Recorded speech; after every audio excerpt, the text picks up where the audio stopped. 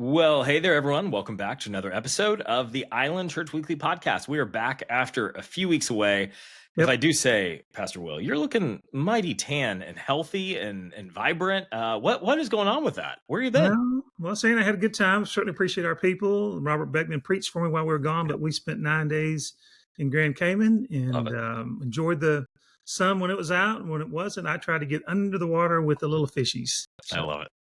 did Very that. cool. I'm I glad had that was a good trip 18, for you 18 all. scuba dives. So it was good. That's a lot. That's a lot. Right. That's also pretty exhausting. That's a lot of diving to Yeah. be doing. Well, my instructor told me when I learned a few years ago in Jamaica, he said, "Will, this is the ultimate lazy man sport. So Okay, fair if you're enough. working hard down there, you're doing something You're wrong doing something wrong. or you have Okay, an sounds good. emergency." So, Right. So we're glad that it was easy for you. Glad you were able to get away, get a little bit of rest before a yep, very busy season coming up at Island Church.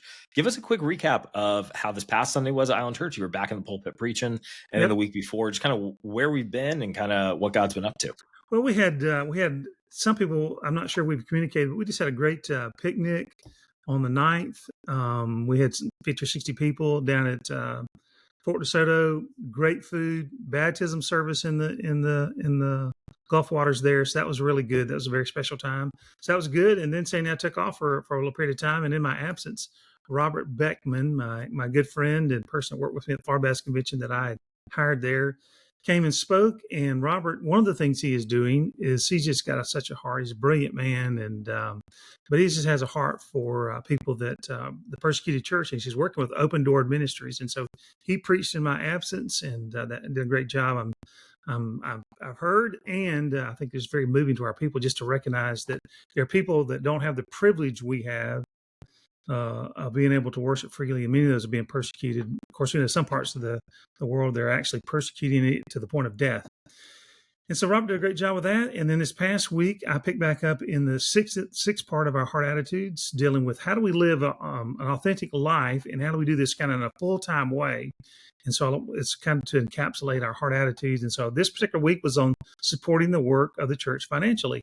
And so I did something I kind of never done, Matt, and I took a unique kind of look, and I started with the mission of God, and then what He did through Abraham, what He did through the Yeah, people, then the establishment of the tabernacle and the temple, and then they instituted the tithe to support the work of the temple, which was to help people to connect with God. That was the whole purpose of it. Then the New Testament, you have Jesus, right?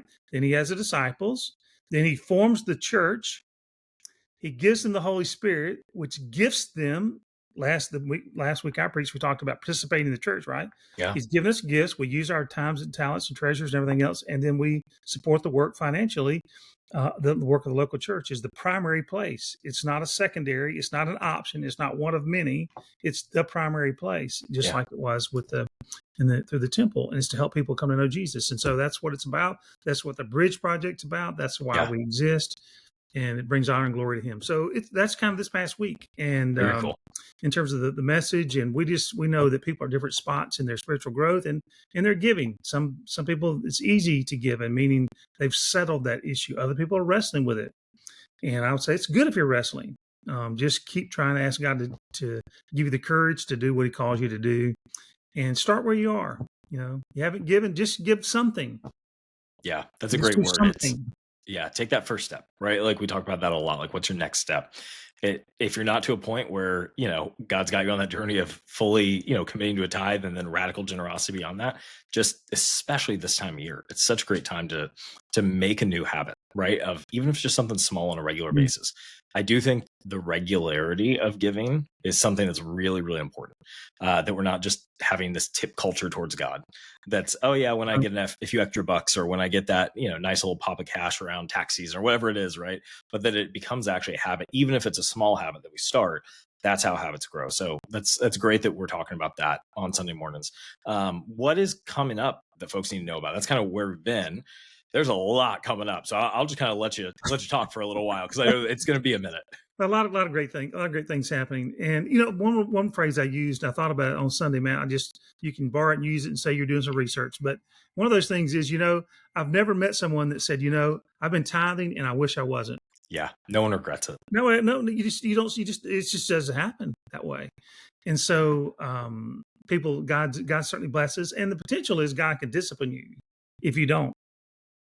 Yeah, He does absolutely. it. It's a matter of our faith journey with him. Anyway, so I don't want to Yeah, repeat the that's good. message. But if you haven't listened to it, I did it in a unique way. I encourage you to go back. We got Thanksgiving tomorrow, actually, Yeah. by the time that people hear this. Yep. And that'll be on Thursday. We have so much to be given thanks as a church and many of us individually. I know for some people, this is a very challenging time. In a minute, I'll mention some prayer requests on that. But we have a lot to be thankful for. We got the lighting of the Christmas tree. And so on December the 6th, that's just a few days away, right? Not very far. So not this Saturday, but the next from 4 to 7, the community comes together, what we call downtown Terra Verde, which is just straight across from our building there at the church facilities. And so if you can help us with either set down or not tear up, we don't want to tear up, set up or tear down. There we go. If you can help us either do that, or you say, look, I'll just greet some people and hand out. We'll have some basic information on the church and just Yeah. answer a few questions. Just engage with people. We're gonna have a tent, have Yep. a booth set up, all that kind of stuff. So December 6th. Just need a smile and some willing hands and willing heart, and we can do the rest. So contact me, Sandy. Maybe contact Jolene on that. That'll be good. And then on the next day, on the 7th, Sunday the 7th. We're going to our favorite barbecue person, Charles Blant. We're going to give him one more chance to practice. One more before the holidays. To practice. And so he's going to practice his cooking again. He's going to have a great meal for us immediately following the service.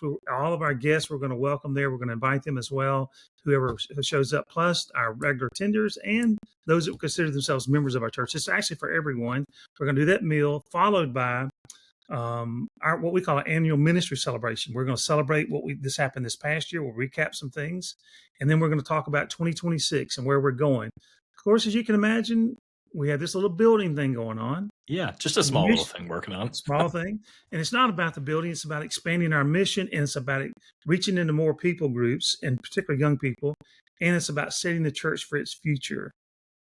Yeah. Just like those who came before us did for us. And so it's going to be a great time on the 7th. So I'd encourage you to make plans to be there, stay for lunch, stay for our time afterward, and then we'll be dismissed, and it'll be a good time. And then one more thing I'm going to mention. Actually, I'm going to mention 2 things. A few more things, yeah. Yeah, because Sandy gave me one while ago, which you know. So December the 14th, the next week, we're going to have a special music night of Christian and Christmas music together.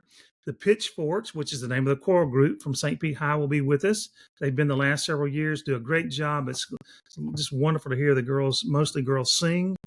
And then also we're going to have Alex is going to play. She's a composer. Many of you have met Alex, and just does all manner of stuff and writing new stuff, new songs. And so she's going to do some of her things, and maybe some old goodies as well. And then our own Island Bells are going to be ringing with JJ Tarter's leadership with that. I've been listening to them practice. They've been getting ready. And so if you have an interest in that, talk to JJ. Maybe a little late to get involved in this performance, but it's not going to, we'll do some more things in the spring. Yeah. And then for the kiddos, I was informed by Sandy that this December, they're going to be doing an escape room during our children's time, our Islands Kid Time. That'll be fun. You got small kids, really right? That sounds fun. Yep, it's a good time. No adults not welcome. They're not welcome. But the kids are going to do an escape room related to the nativity and the whole Christmas story and what the things about Jesus. And so that's a lot of things. Thanksgiving. Yep. Light the Christmas tree with the community. Great opportunity to let them know about our church. Yeah. Annual celebration the next day. A great meal followed by a great encouraging time spiritually. And then the music on the 14th. And of course, we're not even talking about Christmas or Christmas Eve service. More stuff coming with that. I think that time on the 14th is one of the coolest opportunities we have throughout the year to invite friends who are not either who are faith curious, who maybe are not regular church tenders, don't really have a church home, but would say, culturally they're Christian, or people who are far from God, because it's such a seasonal moment where even if they're not a believer, they can come and enjoy the Christmas music, and it's a unique experience that gets them kind of in the Christmas spirit, as they'd say, but also gives them an opportunity where they're going to hear the gospel proclaimed in a really great way. So I think those sort of creative opportunities are always great ways to invite a friend. So even if, like you said, hey, maybe a little bit too late to hop in and be part of it, then your part you get to play is to invite a friend and bring some people who don't know the Lord or are not part of the church currently to come experience that. That's such a great opportunity to invite people in. Yeah, it's good. Good. Really Awesome. good. I mean, it's good to have the high school come in, show a connection there, have Alex play, have the Bells play. Just a good time, as you said, and it's a very low risk opportunity to That's it. make an invitation. And as you Absolutely. know, people come to best to know Jesus On the arm of a trusted friend. So and the that's a arm great door way to trusted do it. friend. That's right. Well, and the more, I mean, this ties in with the building project with Bridge to the Future is, I mean, this is the sort of thing that allows people to experience church in a, let's call it a non-threatening, low risk. I like that phrase, Mhm. a low risk way where it gets them in a church building and maybe opens their eyes to, you know, I need more of this in my life. Like this is something that, you know, God kind of can use these little things to start to speak to them. How can folks be praying for the church in this coming up season? There's a lot going on. So I know we can think, oh, I just got to serve, do, you know, go here, go there, go everywhere and be busy. But how can people in that kind of quiet time with the Lord be praying for all the busyness that's going on around them?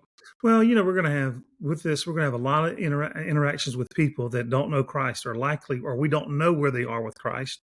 And so we'll have a lot of opportunities. So we want to pray for ourselves is that God would help us see the people there, see them as they are, and then have engaging conversations and pray for those people that the people of our area, not just Terra Verde itself, but the surrounding area, that they would have a moving of God in their life and connect with us and ultimately connect Yeah. with Him.